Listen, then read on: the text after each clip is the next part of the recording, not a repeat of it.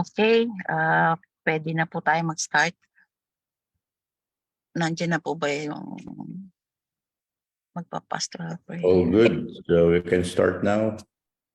You can change your background if you want. Okay, thank you.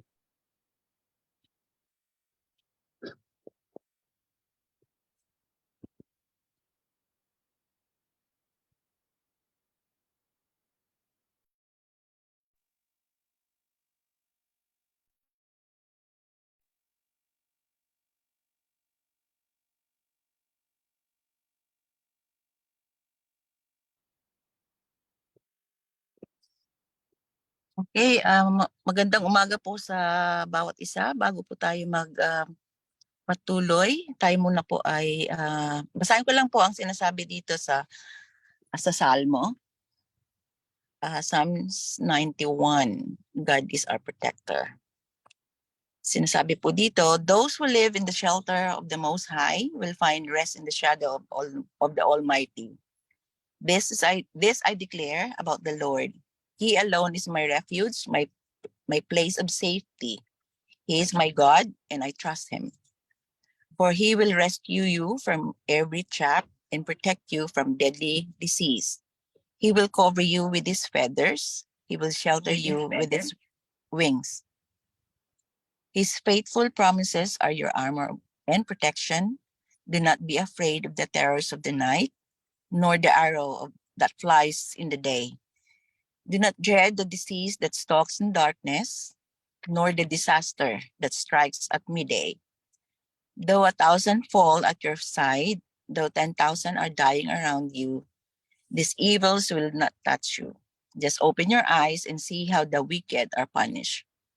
If you make the Lord your refuge, if you make the Most High your shelter, no evil will conquer you, no plague will come near your home, for he will order his angels to protect you wherever you go. They will hold you up with their hands so you won't even hurt your foot on a stone. You will trample upon lions and cobras. You will crush fierce lions and serpents under your feet. The Lord says, I will rescue those who love me. I will protect those who trust in my name. When they call on me, I will answer. I will be with them in trouble. I will rescue and honor them. I will reward them with a long life and give them my salvation. Okay, tayo po ay manalangin. Almighty God, we're here to worship you. We're here, Lord God, to give you thanks and praise. We're here, Lord, to give our service, pleasing sacrifice in front of you. But before that, Lord, we ask for forgiveness. Make us worthy, O God, to give you thanks, to give you praise, and to utter songs. Make our lips, our minds, our thoughts, our hearts be worthy, Lord, to worship you, to give you thanks. Cleanse us, Lord, from all our unrighteousness, for all the things that we have done against you. Forgive us, Lord, and make us worthy, Lord, to praise you today. We thank you, Lord, for this time that we have set and give our time, Lord, to praise you. Nawa Panginoon, may you be pleased, Lord, with our service, with our worship, and we ask your Holy Spirit to guide us, Lord, through the course of our worship. We give you thanks and praise. In this we pray in Jesus' name. Amen. Okay, pangutahan po tayo sa awitin ng Incel Family ni Mika.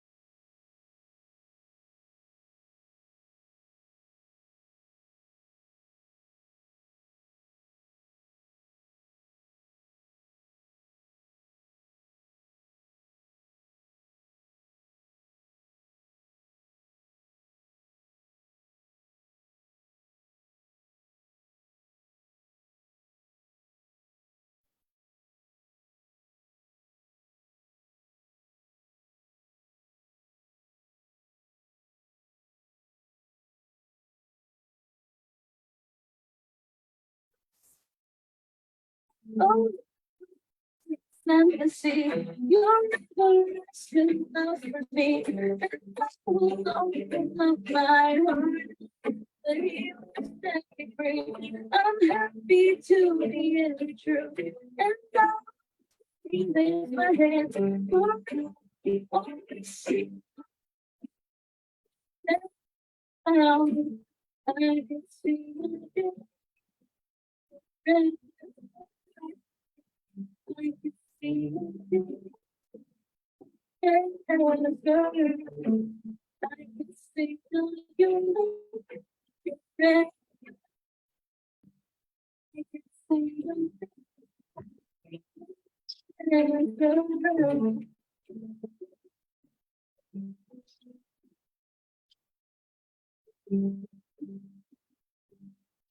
Oh, I feel like there's oh, I feel like dancing. It's foolish. Oh, when no one has seen the light, they sweet joy. Sing now.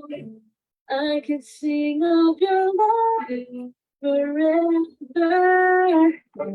I could sing of your love forever. I could sing of your love forever. Sing of your love. I could sing of your love. I could sing of your love. Forever, I could sing of your love.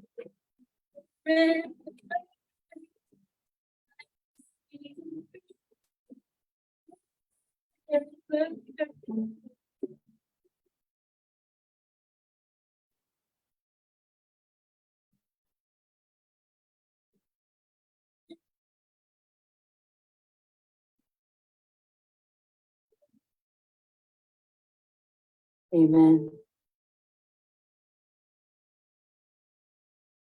Let's continue to sing our songs of praise and worship. Let's sing Set a Fire. Set a fire down in my soul that I can't contain, that I can't control. I want more of you, God. I want more of you, God.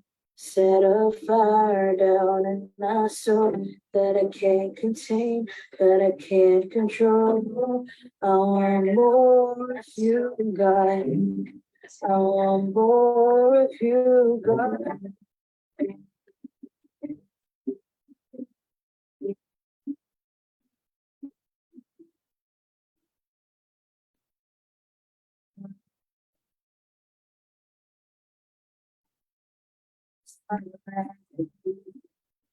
No place I,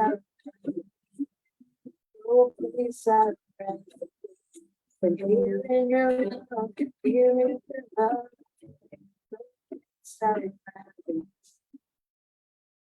place I,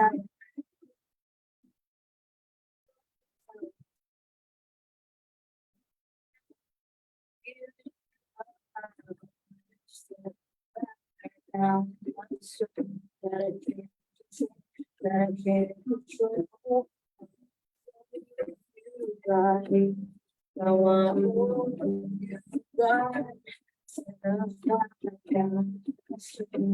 I can't take, that I can't control. God,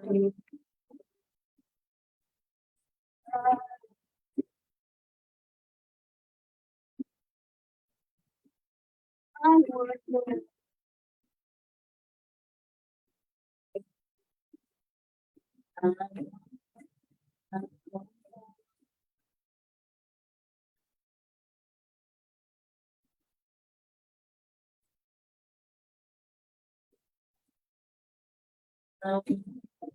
I want more. I want more.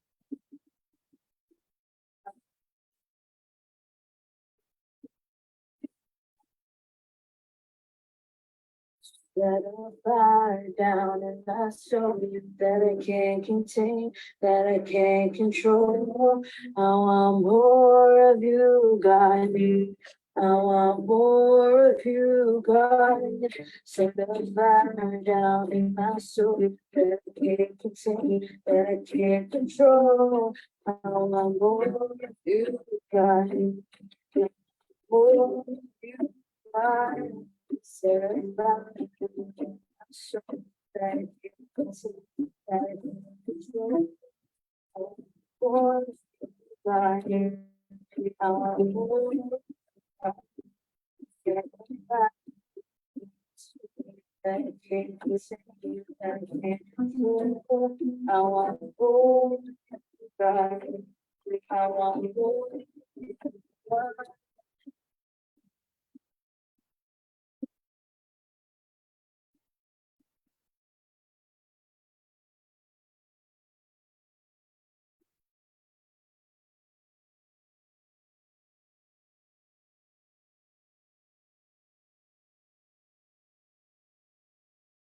For a third and final song this morning, sabay-sabay po tayo kumanta ng Shout for the Lord. Let's all sing these lyrics from the bottom of our hearts.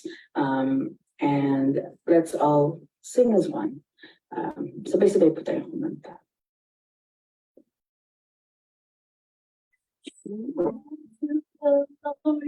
All the earth, let us sing. Majesty praise to the King. Mountains bow down and the seas will roar at the sound of your name. For joy at the work of your hand. Forever love you, forever you'll stand. Nothing compares to the promise I have in you.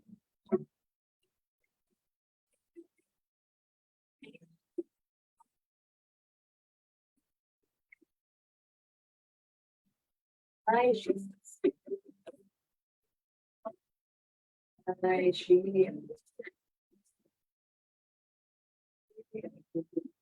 Lord, is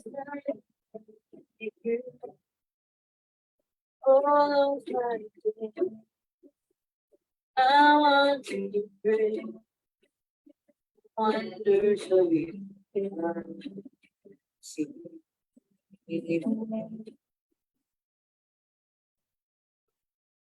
I come down and you should stray every day. All I am never cease to burn.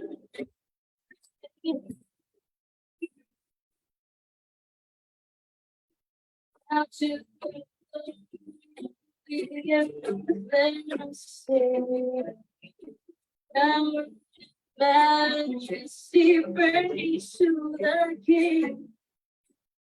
Mountains bow down and the seas will roar at the sound of the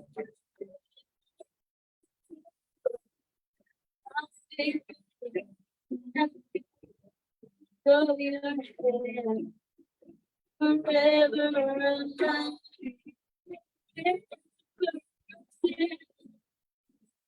nothing compares to the promise I have in you. That's your Lord.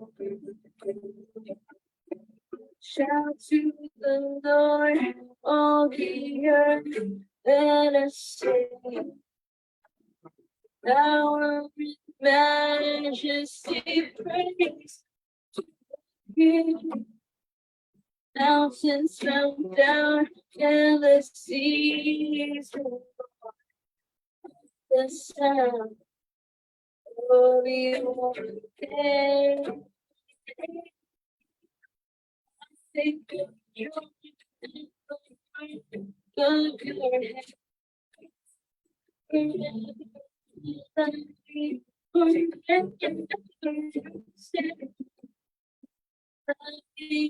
Compared to the promise I had.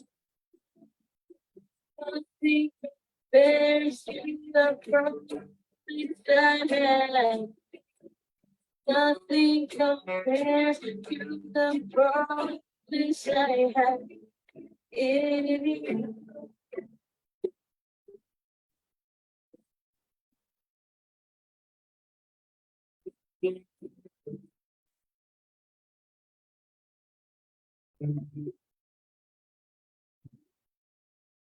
Yes, Lord. All these songs of praise and worship we lift up to you this morning. In Jesus' name we pray. Amen.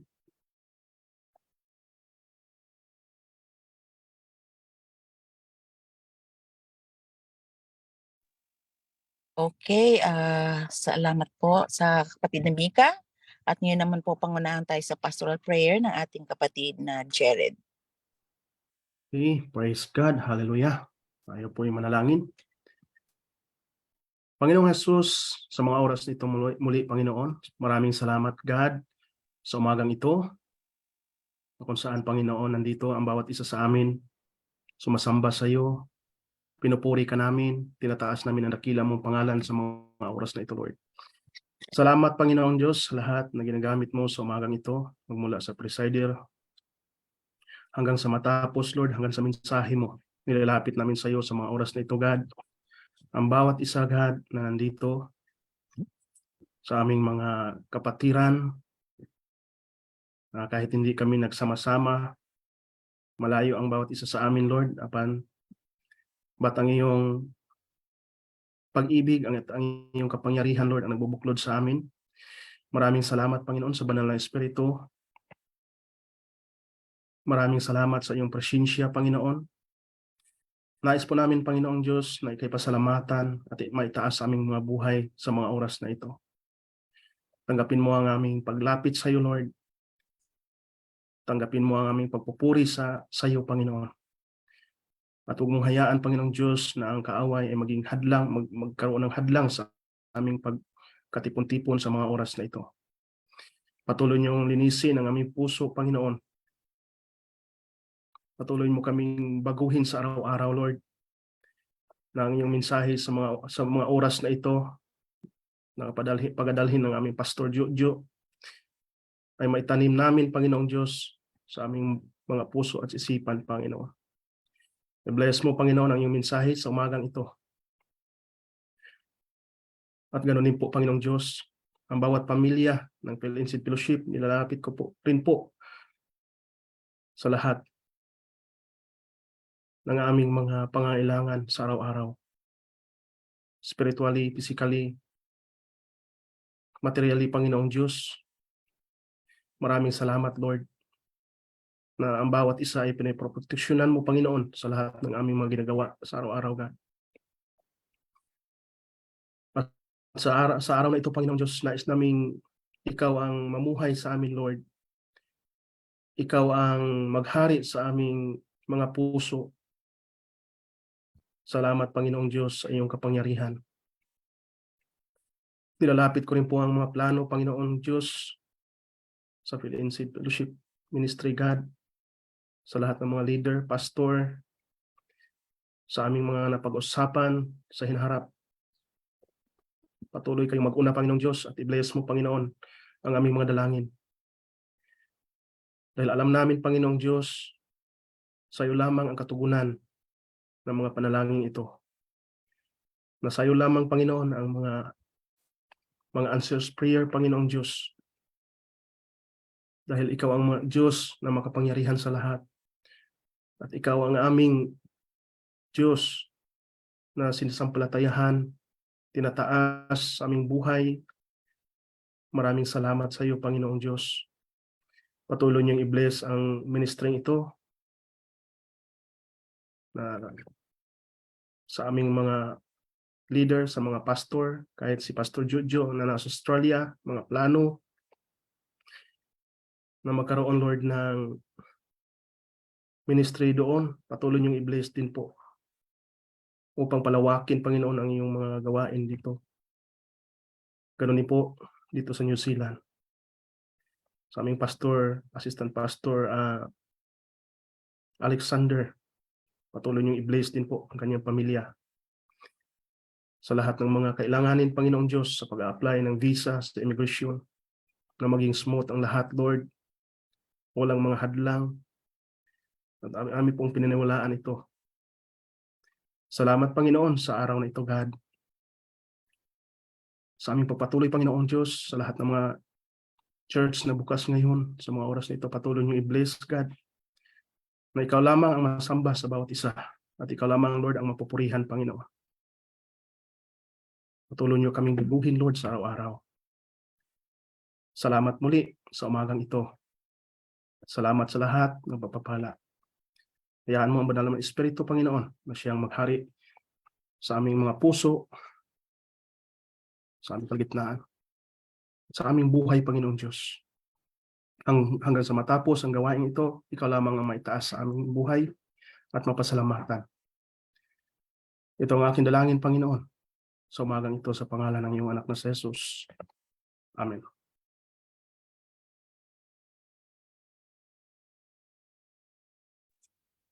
Okay, maraming salamat po kapatid na Jared sa panalangin. At magandang umaga muli sa bawat sa atin. Isang maligayang Sunday morning and long weekend sa ating lahat. So yun po, tuloy na po tayo sa announcement. Ang ating pong mga announcement ay ang mga sumusunod. Sa next Sunday po, ang worship ay magpapatuloy. Ang worship order naka-plus sa screen. So ang ating pong speaker ay ang ating Pastor Alex. Ang presider po ang kapatid na Nabo. Ang pastoral prayer po ay papangunahan ng ating tatay Leo. Ang Bible reader po ang kapatid na Dirk. Ang offering prayer po ay pangunahan ng kapatid na Mary Ann. At ang praise and worship ay ang kapatid na Jonah. So yan po ang ating next Sunday worship sa 29th ng October. Ang ating pong gawa mga susunod na araw, ang ating pong online prayer ay nagpapatuloy sa ito pong Friday. Ganap na ika-8 ng gabi.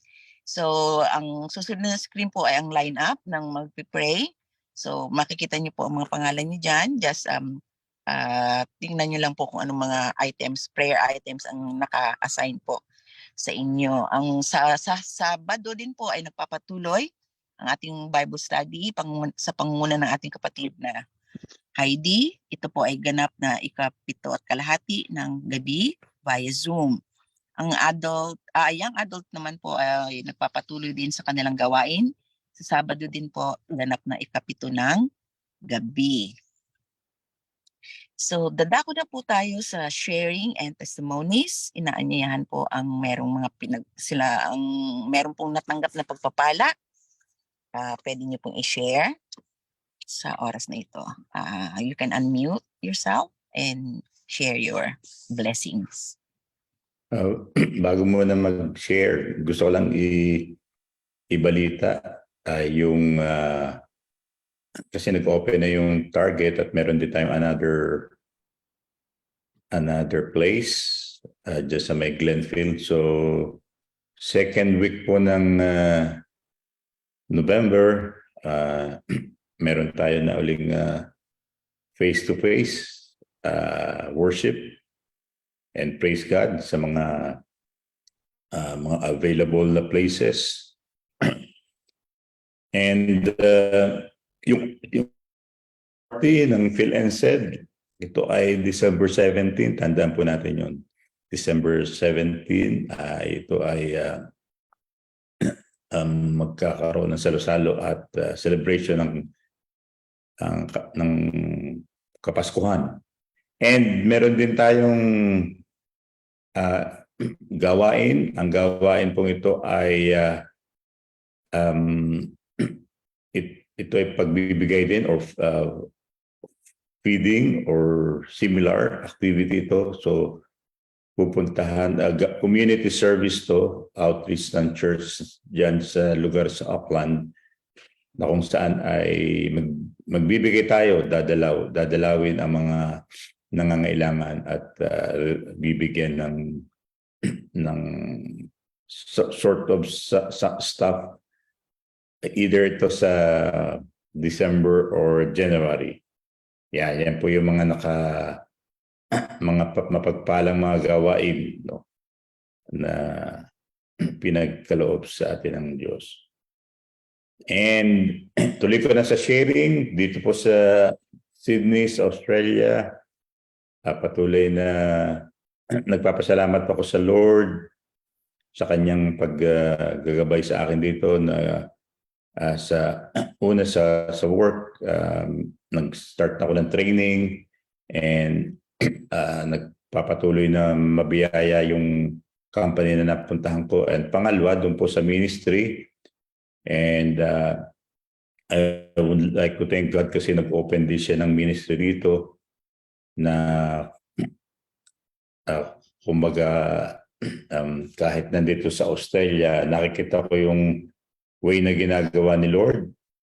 And sama natin sa prayer dahil kung tuloy-tuloy ito ngayon pong December, ang target namin na nakausap ko na yung mga pastors na maring at mga member, magpe-present lang ako sa kanila na ng proposal, and sa biyaya ng Lord ay mare-register yung church dito by December, kung hindi man early next year. So ako rin ay isang kabahagi doon sa gawaing yon. At kung saan dyan sa atin sa Auckland, sa New Zealand, nandyan din si Pastor Alex. Salamat kay Lord na siya ay ang ating pastor dyan sa New Zealand, na siya magiging assistant pastor natin. So magkakalayo may mga ginagawa si Lord na mga mahalagang gawain sa atin, no? Dito diyan, kung nasaan man tayo sa Pilipinas, sa New Zealand and Australia, ibig sabihin lumalawak po ang gawain. Yan po ay gawain ni Lord, kaya pinupuri ko ang Panginoon dahil sa mga ginagawa niya. Hindi man mabilis, but sa kanyang time and right time, right place, as long as we nandun yung heart natin na tayo ay nagpapatuloy kay Lord, mayroon siyang ginagawa, may blessings. So yung kung gusto kong share. And I am blessed sa ginagawa niya sa akin at hindi sa aking family. Okay, salamat po. Sino pa po ang mayroong mga i-share? Good morning po sa bawat isa. Good morning po. Okay, wait lang po, hindi yun. We thank our God for another year na pinagkaloob niya po sa aming mag-asawa.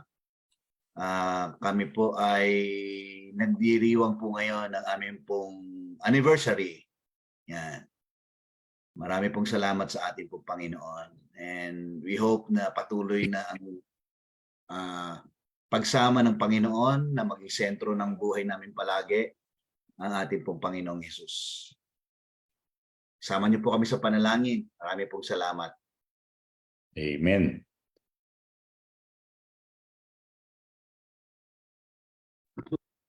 Happy anniversary po, Pastor Alex at kapatid na Grace. Sino pa po? Salamat po. Thank you po.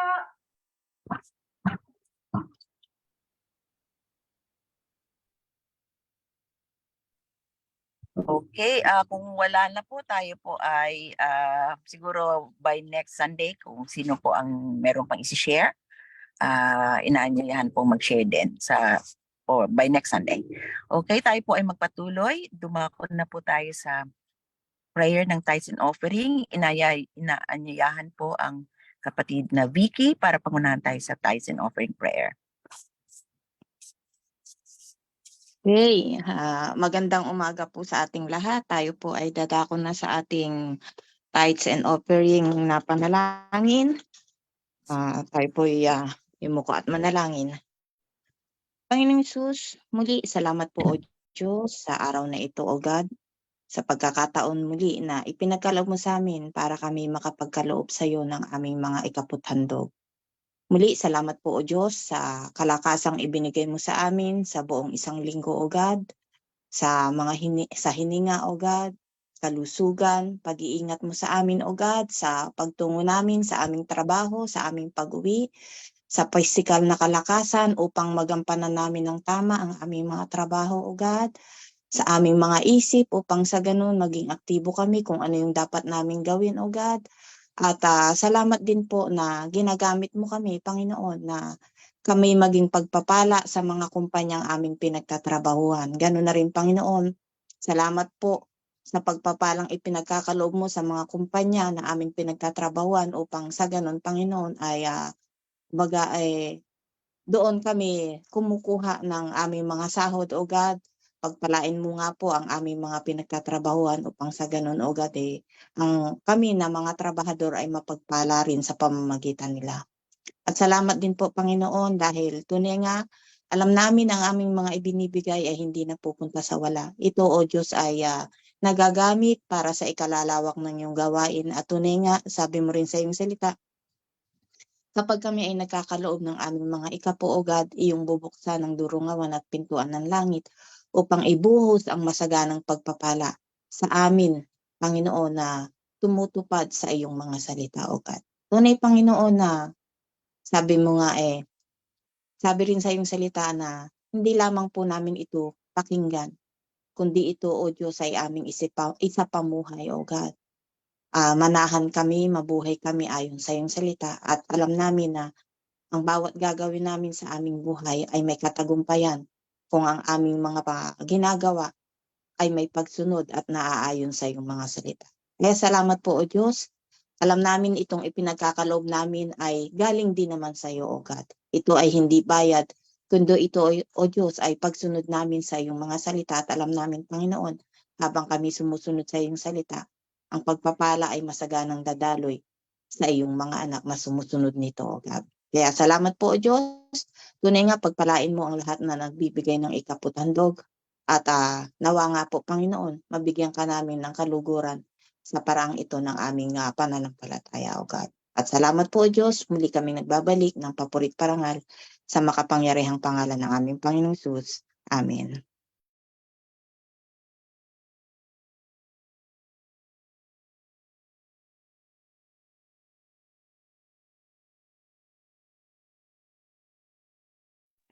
Maraming salamat, kapatid na Vicky. At ngayon naman tayo ay makakarinig ng salita ng Diyos. Babasahin po ng ating kapatid na Dominic. Ito po ay matatagpuan sa Hebreos 12, Hebrews 12, 1-4. Basahin po ni kapatid na Dominic.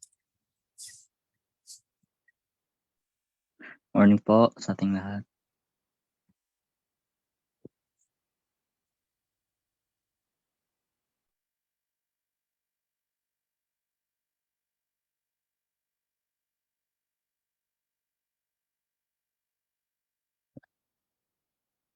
Therefore, since the promise of entering his eternal still stands, let us be careful that none of you be found to have fallen short of it. For we also have had the good news proclaimed to us, just as they did. But the message they heard was no value to them, because they did not share the faith of those who obeyed. Now, we have believed, entered the rest, just as God has said. So I declared on oath in my anger, they shall never enter my rest. And yet his work have been finished since the creation of the world. For somewhere he has spoken about the seventh day in these words. On the seventh day, God rested from all his works. Hebrews 12, verse 1-4.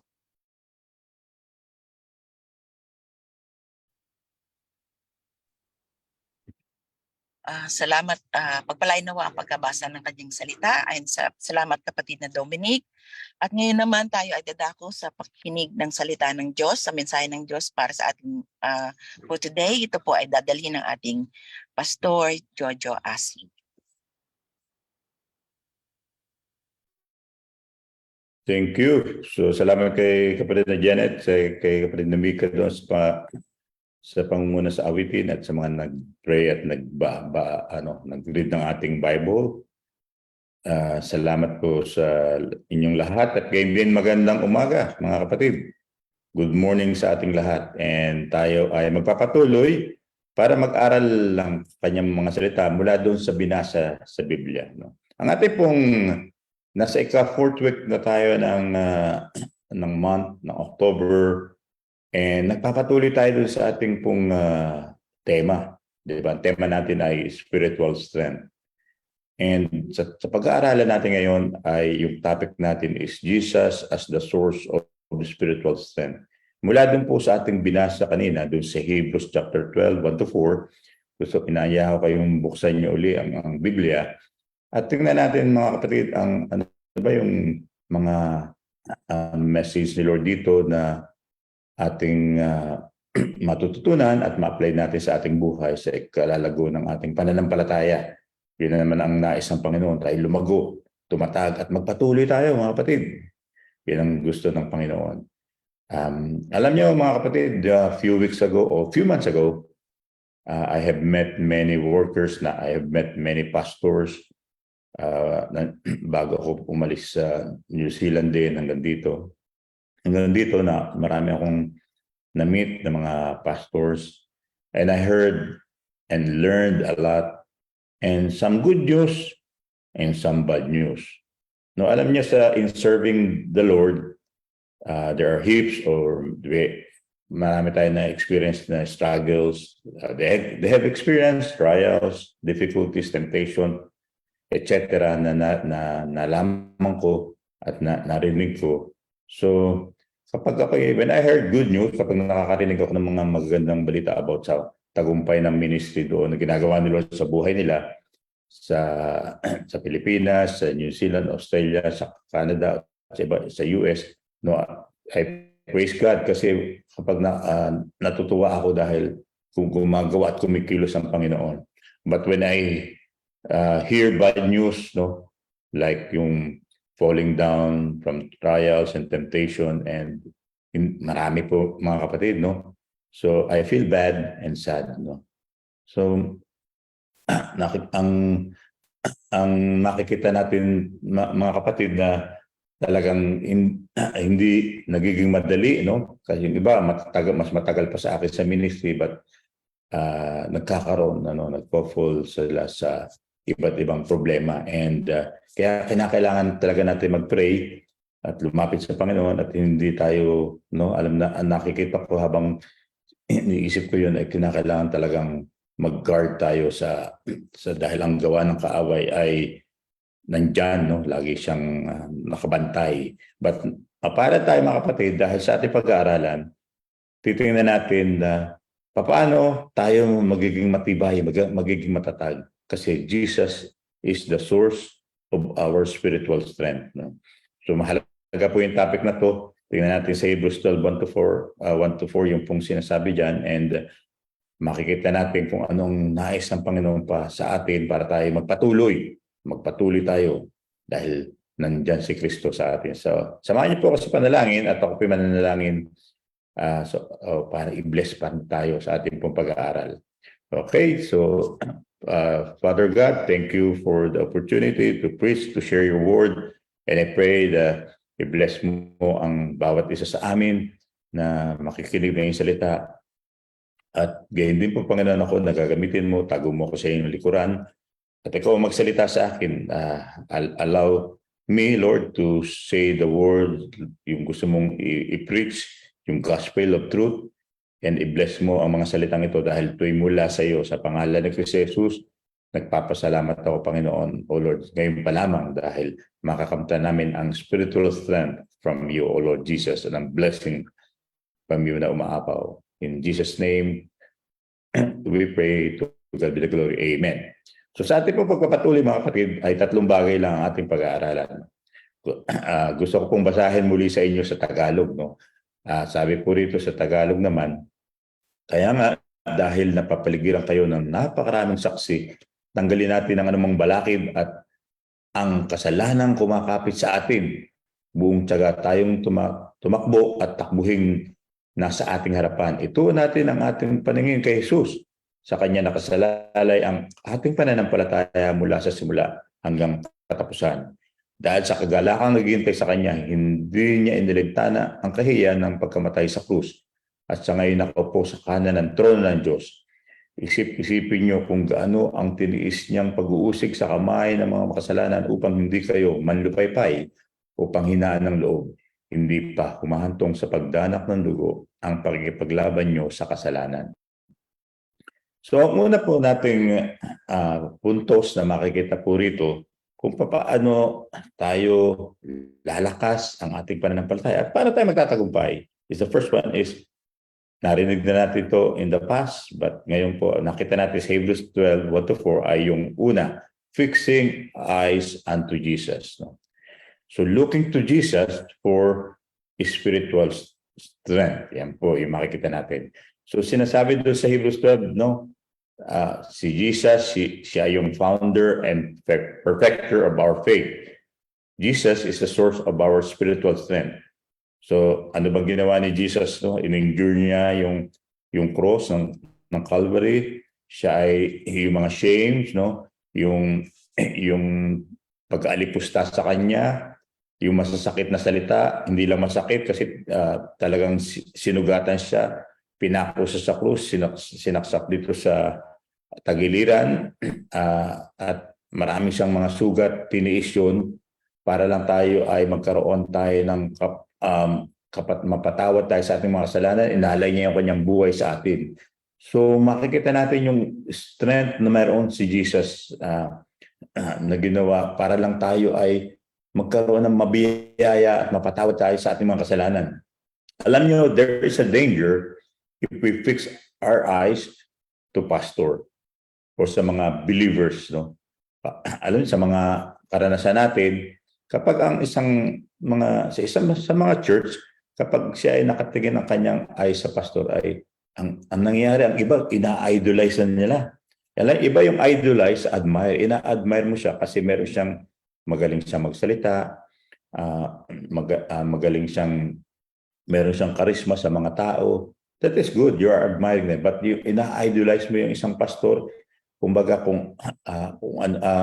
yung nakikita nating iba, kung ano yung sinasabi ng isang pastor, hindi na nakasulat doon sa Biblia, yung pinapaniwalaan na lang natin yung sinasabi ng isang pastor. No? Marami ngayon nagtuturo ng mali, na tungkol doon sa hindi na nagbabasa ng Biblia, kundi yun na lang sinasabi ng pastor at tinitingnan. For example, katulad ko ngayon, nag-share ako sa inyo, pero hindi nyo tinitingnan kung ano yung sinasabi talaga doon sa Biblia. That there's a danger, mga kapatid.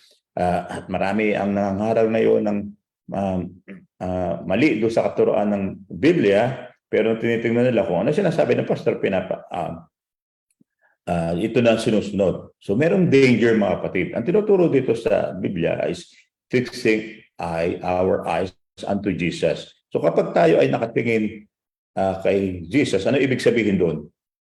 Tayo ay tinitingnan natin yung ginawa ng ating Panginoong Jesucristo at yung kanyang mga sinabi. Pag sinasabing tungkol sa kanyang mga sinabi, kung ano ang nadoon sa loob, nakapaloob doon sa Biblia. Ano bang sinabi ng ating Panginoong Jesucristo? So paano natin malalaman yun? Babasahin natin ng Biblia. No? So meron tayong spiritual focus.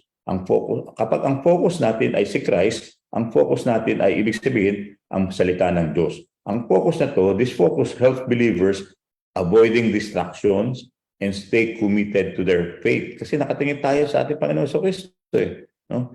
It implies that keeping Jesus at the center of our thoughts, our actions, and decisions.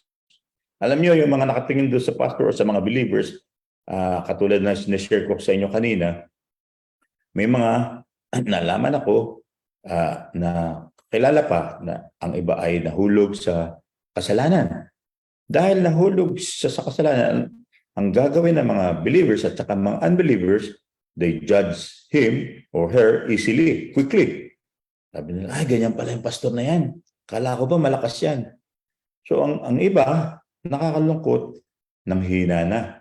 Dahil nakatingin sila sa pastor, sabi na, ay, hindi nila ako sisimba. Ganyan pala ang pastor, ganyan pala ang mga believers na bumabagsak. So sa church din, kapag nakatingin ang mga believers doon sa kasalanan, sa kamalian ng mga kapwa natin sa church, manghihina tayo. At nag-judges tayo, nanguhusga agad. Kasi I don't care about those mga unbelievers na nag-judge. Kasi dapat tayo ay maging aware, dapat maging malakas tayo doon sa ating relationship muna kay Lord, no? Dahil ang mahalaga rito kapag tayo ay nakatingin kay Jesus, kahit meron mang nagkamali, bumagsak, so tayo, ano ba yung ginawa ni Jesus? Siya ay mayroong siyang compassion, no? Kapag tayo ay nakatingin sa ating Panginoon Kristo, nagkakaroon tayo ng forgiving heart. Hindi tayo nagiging less yung ating you're for judging other people, no? Kasi si Jesus Christ yung model natin, siya yung ating leader. Alam niyo siya yung source of our strength.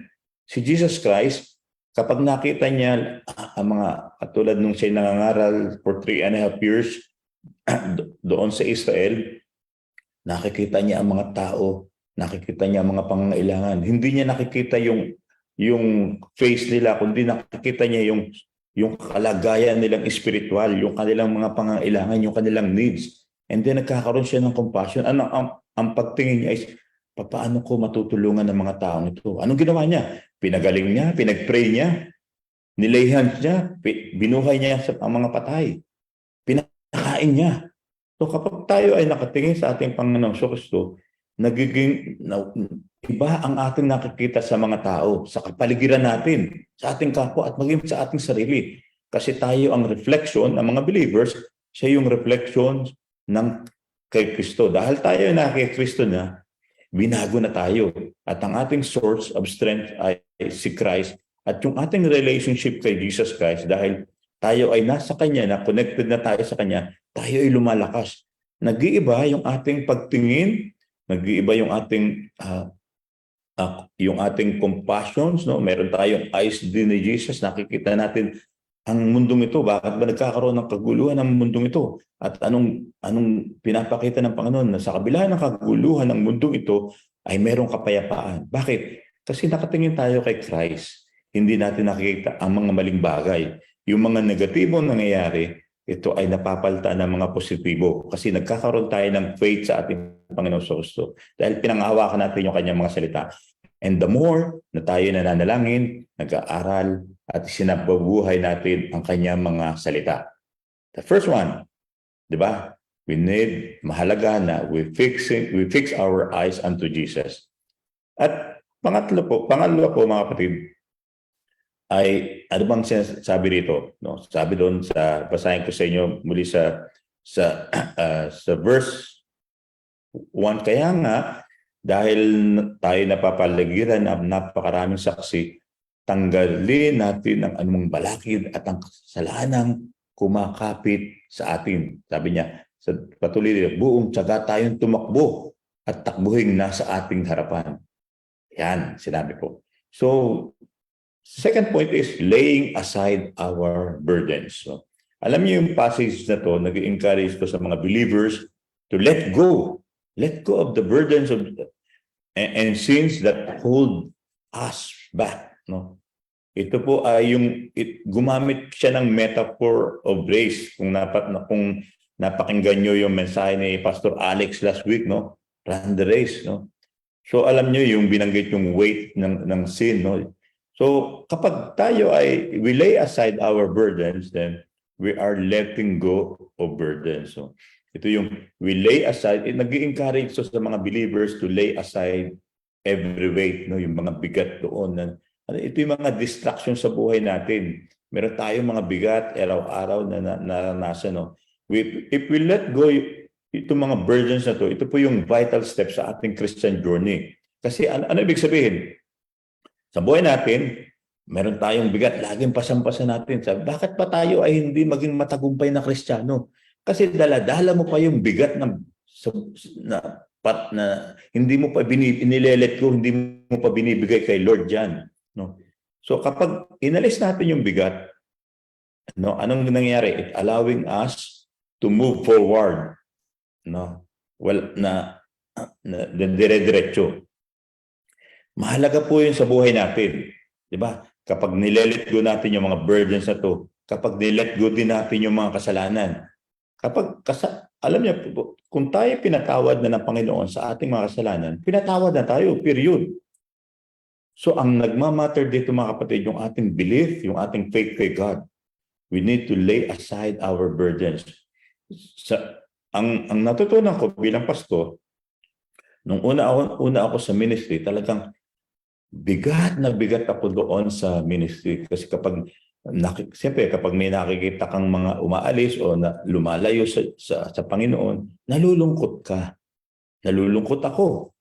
At nakikita ko rin ang mga nangyayari sa mga sinasabi ng mga tao. Nalulungkot ako, hindi dahil, at saan ako nalulungkot? Nalulungkot ako dahil, bakit ganoon ang kanyang sinasabi? Ba't ganyan ang kanyang puso? Bakit ganoon ang kanyang pananampalataya? Nalulungkot ako dahil doon sa kaluluwa niya. Maaaring mapahamak ang kanyang kaluluwa. No? Di ba pinag-aaralan natin na ito, dapat yung mga sheep ilapit sa kanya. Pinagpepe natin sila, but nagkakaroon sila ng nagiging burden yun. But ang nakita ko dito, mga kapatid, bakit nagiging madali ang paglilingkod kay Christ na tinuruan din ako ng Panginoon? Bakit, mga kapatid? Kasi inilet go ko yung burden na to. Dati ang bigat-bigat dito, no? Parang dagandahan, umiiyak talaga ako, lumulod sa Panginoon, nangihina ako. But sinabi ng Panginoon, hindi mo yan burden. I don't need to carry it. Let it go. Let it give to God. No? Sapagkat ito'y ministry ng Panginoon. No? Ito ay para sa Kanya. At tinuruan ako ng Panginoon unload yung burden na to, yung weight na to, ibinigay ito sa Panginoon. And I lay aside my burden. No? Kaya hindi sa kasalanan, yung letting go of sin, kung tayo ay lalapit sa Panginoon, tayo ay repent to the Lord and turn away from our sins, no? Yung behavior, yung buhay natin ay nakapokus kay Kristo. Mahalaga po yun kasi ang pinag-uusapan dito ay spiritual freedom. If we let go of our burdens, if we let go of sin, then we will have spiritual freedom. Mahalaga, magandang maglingkod sa Panginoon nang ikaw ay meron kang spiritual freedom and liberations. Ito po yung way na unburden the soul and run the race of faith with endurance and greater focus on Jesus. At ngayon, ang nakita ko na ginagawang direksyon ng Panginoon, then nagiging maayos, no? Nagiging tinutulungan kanya kahit mahirap, nagiging madali ang humakbang. Alam niyo yung pag-alis diyan sa New Zealand ay nakita ko yung work ni Lord, no? Alam niya ng ating mga kapatid na kasama natin sa prayer, sa mga meetings, na iniisip natin na sino ngayon ang mangunguna sa New Zealand. At pagpunta ko rito sa Australia, ano yung mangyayari? So yung pinag-pray natin, kung makikita natin yung mga miracles na ginawa ng Panginoon, na ito yung first time na tayo ay magkakaroon ng assistant pastor na kinakailangan din natin ng budget para siya ay masuportahan at magpatuloy ang ministry dito sa New Zealand. Alam niyo, ginawa ng Panginoon lahat yun. No? Pinagkaroon ng budget, nagkaroon din tayo ng pastor, ng assistant pastor, na binidala si Pastor Alex at naging smooth ang lahat. And we are still praying, pati yung kanyang visa, at hanggang sa residency na yung pinagpipray natin. Ganoon, mga kapatid, ang may pag-asa kay Kristo. No, hindi na natin tinitingnan kung ano yung mga limitations. Kasi si Lord naman ang gagawa niyan. There is miracle, mga kapatid. Merong miracle siyang gagawin kasi ito yung kanyang ministry. Kung tayo magpapatuloy sa mga gawain, at ako'y dito sa New Zealand, kung ako'y magpapatuloy sa paglilingkod kay sa New Zealand, rather sa Australia, magpapatuloy pa rin sa kanyang mission. Ang mission is not about ang church is dapat Christ-centered.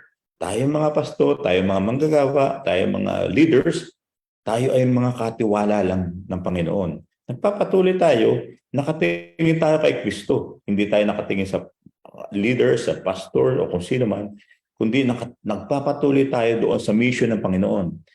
If we lay our burdens to God, lahat yan, if we let go of burdens, let go of anumang alalahanin na yan, letting go of sin, no? Nagkakaroon tayo ng spiritual freedom. Kapag may spiritual freedom, ano ibig sabihin? Merong blessings, no? Nagiging maayos ang ating health. Hindi tayo naapektuhan. Kapag nag-iisip tayo ng sobra-sobra, then naapektuhan yung ating health, naapektuhan yung ating emotion, hindi tayo nakakatulog ng maayos, nakapektuhan yung ating trabaho, naapektuhan din yung ating relationships sa pamilya, sa kapwa, at lalo higit ang naapektuhan doon ay ang ating relasyon sa Diyos. Ang gusto ng Panginoon, mga kapatid, ay tayo ay sama-sama tayo na lumago at hahatin natin, no? Kaya binigay ni Lord ang kanyang buhay sa atin dahil gusto niya magkaroon tayo ng victory. Yeah, it's about applying what we have learned and sa ating buhay. It's about faith. Yes, sa life natin may mga challenges sa buhay natin. May mga sickness, may mga may mga naranasan tayo na mga problema, relationship man ito, o ito man ay anything about financial, but it will just let the Lord Jesus na mag-work sa atin. Have faith in God. Kapag ito pong process na to, kapag ginawa natin itong letting go, ito yung process of releasing anything that impedes our spiritual journey. So nagkakaroon it makes space for a deeper connection with God, no? So nagkakaroon tayo ng ability to follow the path of faith, with greater spiritual strength and endurance. Lalo tayong lumalakas at tumitibay tayo dahil nakikita natin the more we lay our burdens to God and focus everything to God, no? Ang ating eyes kay Jesus, then yung ating connection kay God ay lumalakas, tumatatag, no? Dahil alam natin na hindi tayo pababayaan ng Panginoon. At panghuli, mga kapatid, nasa panghuli na po tayo. Considering Jesus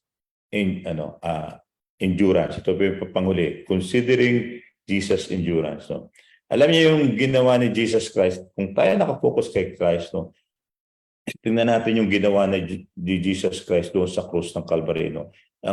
Ang ginawa dito, ito po ay nag-encourage sa ating mga believers at maging sa mga unbelievers na ma-amaze tayo doon sa endurance na ginawa ng ating Panginoon. Yes, siya ay Diyos. Sasabihin nila, ay Diyos naman siya. Yes, siya ay Diyos. Pero po siya ay nagkatawang tao. Naging tao siya ang katulad natin. Jesus Christ faced hostility from sinners. Diba? Yung pang-aalipusta, yung panlilibak, panghusga ng mali, marami sa mga narinig na hindi tama, pero siya ay naging meek, hindi niya pinansin yun, siya ay hinasgahan na siya ng mga Pariseo at ng mga hinuli siya ng Roman soldiers at siya ay ng mga Hudyo, siya ay pinapako sa krus. Wala siyang kasalanan. Take note, mga kapatid, siya ay walang kasalanan. Pero hinayaan ng ating Panginoon na akuin ang ating mga kasalanan dahil gusto niya na tayo ay huwag mapahamak. Siya na lang yung umako ng lahat ng ito. Alam mo, basahin po natin uli yung sa Hebrews 12:3. Basahin ko po sa inyo sa Tagalog. Dito, mga kapatid, sabi niya, isipin niyo kung gaano ang tiniis niya ng ating Panginoong Kristong pag-uusig sa kamay ng mga makasalanan upang hindi kayo manlupaypay upang hinaan ng loob.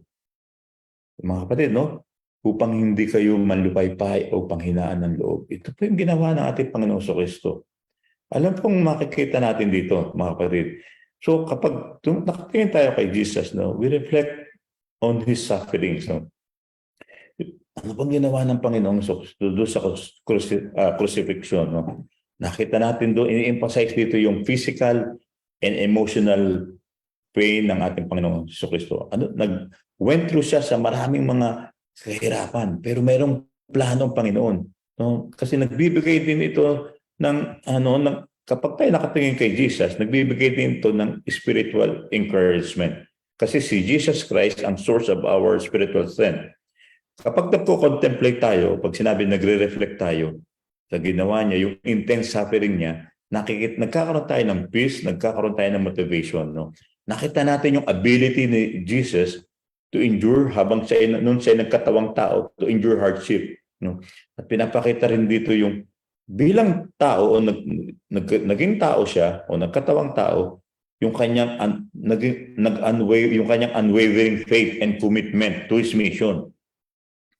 Nandun yung mission eh. Kapag tayo ay nakafocus doon sa mission ni kay Christ, nakafocus din tayo sa mission ni Jesus. Ano ba ang mission niya? Ang mission niya ay ang mga tao ay mapahayag ang salita ng Diyos sa mga tao, ang mga tao ay gumaling, ang mga tao ay magkaroon ng kaligtasan, ang mga tao ay pagbalik ng ating Panginoon sa Kristo ay tanggapin ang biyaya. So yun yung gusto ng Panginoon. Ang gusto nga niya, lahat ng tao ay maligtas. Doon sa mga tao na tatanggap sa Kanya ay magkakaroon ng kaligtasan. So ang ating mission lang ay ibahagi natin ang gospel ng ating Panginoon sa Kristo. So kapag tayo nagbabahagi, halimbawa sa mga Bible study o sa mga unbelievers, so kapag tayo ma-understand natin na lalo na kapag tayo nagbabahagi sa mga unbelievers, so wala pa silang hindi pa nila naintindihan ang pag-ibig ng sinasabi ng ating Panginoon sa Kristo. So nakikita natin yung kasalatan o kawalan, kakulangan ng kanilang spiritual knowledge. So alam nyo, nung for dyan sa New Zealand, for 17 years, ako ay nag-share ng gospel at nakikita ko ang iba't ibang klase ng tao. Nag-share ako sa iba't ibang lahi. Nakikita ko at kung binigyan, ito'y mula kay Lord, nagkaroon ako ng spiritual wisdom kung ano yung kanila pong mga kalagayang spiritual. Hindi ako nag-judge sa kanila. Kung sila man ay nakikita kong naninigarilyo, nagiinom o gumagawa ng mali, ang ginagawa ko lang is nagbibigay lang ako, binabahagi ako ang salita ng Diyos. Diba? Hindi ko sila ginajudge kasi ang paniniwala ko, kapag sila ay nakakilala sa Panginoon at tinuruan ng salita ng Diyos, ang Panginoon ang magbabago sa kanila. Ang salita ng Diyos ang magbabago sa kanilang buhay. Wala akong karapatan para baguhin ang kalagayan nilang espiritual, ang kanilang paniniwala. Take note, iba-ibang lahi, iba-iba ang pananiwala, iba-iba ang perspective. Maaring kung tayo mga Pilipino, nag-share tayo sa mga islander, nag-share tayo sa mga Kiwi, sa mga white people, they have different perspective in life. And we cannot just say, no, mali yan. And we cannot just say, yes, tama yan. Kasi iba-iba lang yung kanilang mga kultura. So nakikita ko po mga kapatid dito, kapag tayo nakafocus kay Jesus, nagiging iba yung ating pananaw at perspective sa buhay. Nagkakaroon tayo ng compassionate heart. And then kapag si Jesus yung model ng ating perseverance, lahat yun, tinetest yung faith ng mga tao and we remain faithful and resolute doon in the face of challenges. Even when we are confronted with his hostility from other people, yung mga negative or bad. No? So nagiging stronger tayo. No, kasi we need to be strong and have faith in God. And kapag nakita yung ginawa, nakafocus tayo kay Jesus, nagkakaroon tayo ng love. Diba? Napapalitan yung hatred ng love. And then nagkakaroon ng unity kasi we are abiding, yun yung sinasabing we abide in Jesus. No? And we know that the Lord will bless people through us. And we avoid yung weariness na to na sinasabi kasi kung titingnan natin mga kapatid, hindi na naman natin pwede ikumpara yung ating mga naranasan sa ginawa ni Jesus Christ. Si Jesus Christ, doon sa verse 4, basahin ko po sa inyo yung binasa kanina, hindi pa humahantong sa pagdanak ng dugo ang pakikipaglaban nyo sa kasalanan. So hindi rin siya pwedeng i-compare. No? Kung sinasabi lang dito, tumingin lang tayo kay Jesus and then tayo lalakas. Nag-i-encourage ito sa ating mga believers to meditate on Jesus' unwavering commitment and perseverance in the face of adversity. Yung ginawa niya sa krus, sa Kalbaryo, nagbibigay sa atin ng motivation. Gusto ng Panginoon na tayo maging matagumpay. Alam nyo, ang blessing ay maraming bagay. Hindi lang ito spiritual. Kapag tayo binless ng Panginoon sa spiritual na blessing, may kasunod ng material. Hindi pwedeng binless ka sa spiritual, hindi ka ibibless sa material. Ang paniniwala siguro ng iba ay ang mga material na bagay lamang ay ang bibless ay ang mga unbelievers. Hindi. Kapag binasa natin ang buong Biblia, kapag inuna mo si Christ, i-bless ka una spiritually. Diba? Ang spiritual ay magkakaroon ka ng kasiguraduhan, assurance of salvation. Ikaw ay papatawarin sa iyong mga kasalanan. Ikaw ay maraming bagay ang nakapaloob doon at tayo ay nakay Kristo na. Nasa sa atin na si Kristo. Kapag nasa sa atin na si Kristo, na-unload na natin yung mga burdens noon. So may nakaka-step tayo forward. So magkaroon tayo ng spiritual wisdom. And then kapag tayo binigyan ng may mga skills tayo, nagagamit yung skills natin to work smart. No? Nagagamit natin to para magkaroon tayo ng negosyo. Kung mayroon man tayong negosyo, mayroon tayong sa work natin, nagkakaroon tayo ng favor kay Lord. Kapag tayo nagkaroon ng favor kay Lord, nag-aaring increase to ng ating mga salary o napupromote tayo, ito po yung mga blessing. And then kapag tayo nagkaroon ng mga spiritual blessings ito at saka mga ng blessing na to, then yung susunod yung material blessing, nakakabili tayo ngayon ng gusto natin. No, kung gusto nating kay car, hindi masama ang may magandang car. Kung makakabili ka ng Mercedes-Benz o kung or luxury car, kasi binigay naman siya ng Panginoon with wisdom na maayos ang heart mo, wala namang masama doon. Basta hindi ka lang nawawala doon kay Christ. No? So, kung may maroon kang magandang bahay, mula kay Lord yun, pagpasalamat mo. So, nag-iiba ang ating pananaw sa Panginoon. Ang sinasabi lang dito ay sa mundo, sa mundong ito. Kasi it's about blessings ng Panginoon. Gusto ng Panginoon na dito sa magulong mundong ito, tayo pa rin ay mabibless niya. Meron sa favor tayo sa eyes ng Panginoon. Ano naman ating gawin? Katulad ng pinag-aaralan natin doon sa Biblia, sa Bible study, no? Na favor ng Panginoon, si Jacob, si Joseph, at dahil nasa kanila yung favor ng Panginoon kay Abraham, kay Isaac. Alam niyo ang binigay sa kanila, hindi lang yung clan, binigay sa kanila ay nation. At kay Joseph, ginawa siyang kanang kamay ng hari. At alam niyo ang binigay sa kanya, kumbaga dito sa New Zealand o sa Pilipinas, siya yung presidente. Hindi lang siya presidente ng Pilipinas, kundi siya ay naging kanang kamay o prime minister siya ng emperor. Ibig sabihin, maraming mga bansa. Pinagpalas ng lubusan. At sobra-sobra ang kayamanan na napapunta sa kanya. Because the Lord is good. Kapag ginawa ng Panginoon, ibig sabihin, incomprehensible pala yung love ng Panginoon. Pwede kang gawin ng Panginoon. Sa oras na to, i-bless ka spiritually, i-bless ka materially, i-bless ka emotionally, i-heal ka ng Panginoon. Pwede yun. Pwedeng gawin ng Panginoon right there and then. Sa oras na to, kung maniniwala ka sa pangalan ng ating Panginoon sa Kristo, if you will focus your eyes unto Jesus, no? Kasi si Jesus Christ ang source ng ating spiritual strength. If we fix our eyes unto Jesus, if we lay aside our burdens, if we let go of burdens, if we let go of sins, and nakita natin yung spiritual freedom is through letting go of everything. Bigay mo sa Panginoon. Ayaw ng Panginoon na mahirapan ka. Huwag mo nang pahirapan ang sarili mo. Huwag mo nang kargahin yung burdens na yan, yung sin na yan. Lumapit tayo sa Panginoon. Umiyak tayo sa Panginoon. Humingi tayo ng tulong sa Panginoon. And then, the Lord, nandun ang kanyang compassion. No? Ayaw ng Panginoon na tayo ay manghina, mag-grow weary, na mag-suffer tayo. No, alisin na natin yun, bigay na natin sa Panginoon kasi ang Panginoon ang tutulong sa atin. Siya yung ating kalakasan. At si Jesus Christ, yung model ng lahat ng ating faith, ng ating perseverance.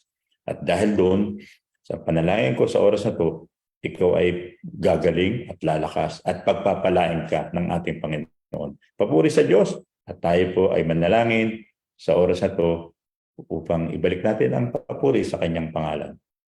Tayo po ay manalangin. Salamat po Panginoon sa oras ng aming pong pag-worship sa iyo.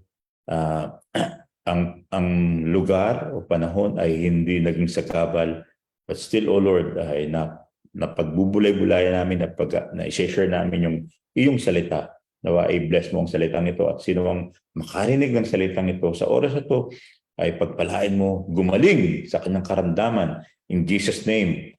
And ma-let go yung burdens niya in Jesus' name. Ma-let go yung sin niya in Jesus' name. At lahat po, Panginoon, yung pangangailangan niya ngayon, kung siya nangangailangan financially sa oras na to, I pray, Panginoon, ipakita mo yung kapangyarihan mo na kung ang sino mang manampalataya sa iyo sa oras na to ay diringgin mo ang kanilang mga dalangin. I pray na ipagkaloob mo to sa taong ito at sino mang nakakarinig dito ng salitang ito. And I pray, Lord, that your Holy Spirit be with him and with us.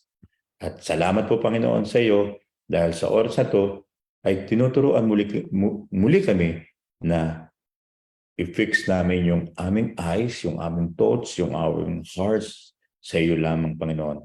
At dahil sa iyo, mayroong kapayapaan at mayroong pag-asa.